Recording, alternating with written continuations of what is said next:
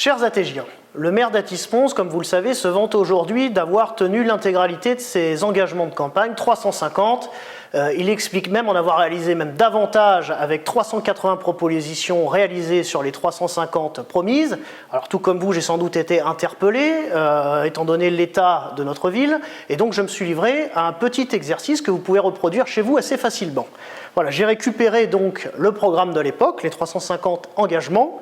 Et ce qui est pratique, c'est que vous n'avez même pas besoin de l'ouvrir, vous pouvez vous référer directement à la 4e de couverture qui récapitule les projets principaux qui sont énumérés par quartier. Et donc nous allons voir ensemble qu'on est pourtant assez loin du compte dans ce qui a été affirmé. Entrée de ville, exit le projet de zone commerciale, c'est vous qui déciderez par référendum du futur de notre entrée de ville.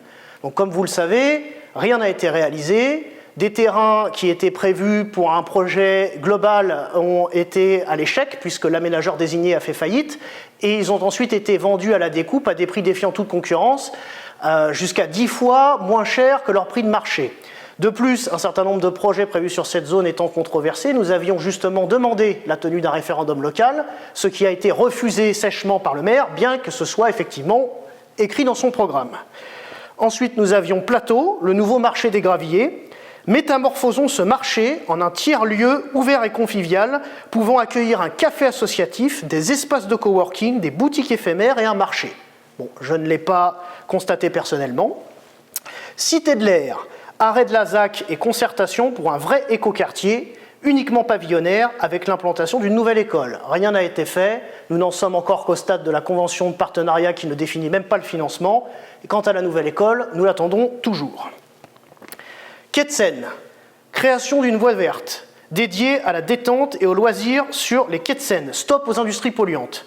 À ce jour, là encore, rien n'a été réalisé. Seule une coûteuse étude de 400 000 € a été inscrite pour le dernier budget afin de pouvoir faire miroiter de nouveaux projets aux Attégiens, mais rien sur le mandat.